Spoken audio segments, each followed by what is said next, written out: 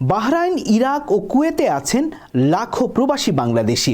এরই মধ্যে ইরান ও ইসরায়েলের মধ্যকার সংঘাতের কারণে মধ্যপ্রাচ্যের এসব অঞ্চলে যুদ্ধের ঝুঁকি যেমন তৈরি হয়েছে, তেমনি তৈরি হয়েছে নাগরিক আর বাসিন্দাদের নিরাপত্তার সংকট। যেমন বাহরাইনে আছেন বাংলাদেশের 1,40,000 প্রবাসী বাংলাদেশি, আর কুয়েতে 4 লাখ। এসব দেশগুলো তাদের নাগরিক ও বাসিন্দাদের রক্ষায় নিচ্ছে নানান পদক্ষেপ। বাহরাইনে নিরাপত্তা সতর্কতার অংশ হিসেবে রোববার সকাল থেকে নানান ধরনের পদক্ষেপ নিয়েছে দেশটির সরকার।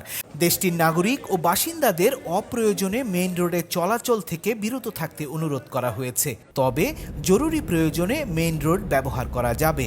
বাহরাইনের সব শিক্ষা প্রতিষ্ঠানের শিক্ষা কার্যক্রম অনলাইনে নেয়ার নির্দেশ দেওয়া হয়েছে। দেশটির শিক্ষা মন্ত্রণালয় এই নির্দেশ দিয়েছে। তারা আরও জানিয়েছে, শিক্ষা কার্যক্রম চালু রাখতে ও ছাত্রছাত্রী ও শিক্ষকদের নিরাপত্তার বিষয়টি মাথায় রেখেই এই সিদ্ধান্ত নেওয়া হয়েছে। একই সাথে দেশটির 70% সরকারি কর্মচারীদের ওয়ার্ক ফ্রম হোম করার নির্দেশ দিয়েছে বাহরাইন সরকার। বাহরাইন সরকারের পক্ষ থেকে এসব নির্দেশনা এসেছে এমন একটা সময় যখন ইরানের 3 পারমাণবিক স্থাপনা ফর্ডো, নাতাঞ্জ ও ইস্পাহানে হামলা চালিয়েছে আমেরিকা। ইরান ও ইসরায়েলের মধ্যকার সংঘাত শুরু হবার পর প্রথমবারের মতো যুদ্ধে জড়িয়ে পড়েছে আমেরিকা। কিন্তু প্রশ্ন হলো, ইরান ইসরায়েলের মধ্যকার সংঘাতে বাহরাইন বা কুয়েত বা মধ্যপ্রাচ্যের অন্য দেশগুলোতে কেন নিতে হচ্ছে নানান ধরনের নিরাপত্তার ব্যবস্থা? তাতে প্রবাসী বাংলাদেশিদেরই বা কেন সতর্ক থাকার কথা বলা হচ্ছে?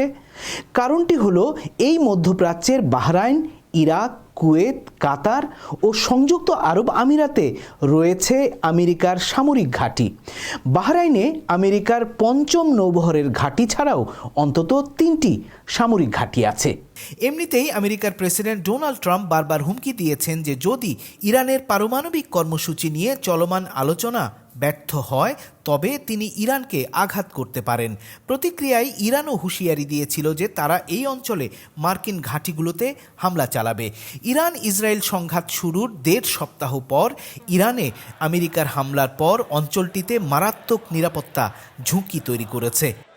এমন সংঘাত আর যুদ্ধের প্রেক্ষাপটে মধ্যপ্রাচ্যে থাকা প্রবাসী বাংলাদেশিদের সতর্ক থাকা, সংঘাতের খবর রাখা গুরুত্বপূর্ণ।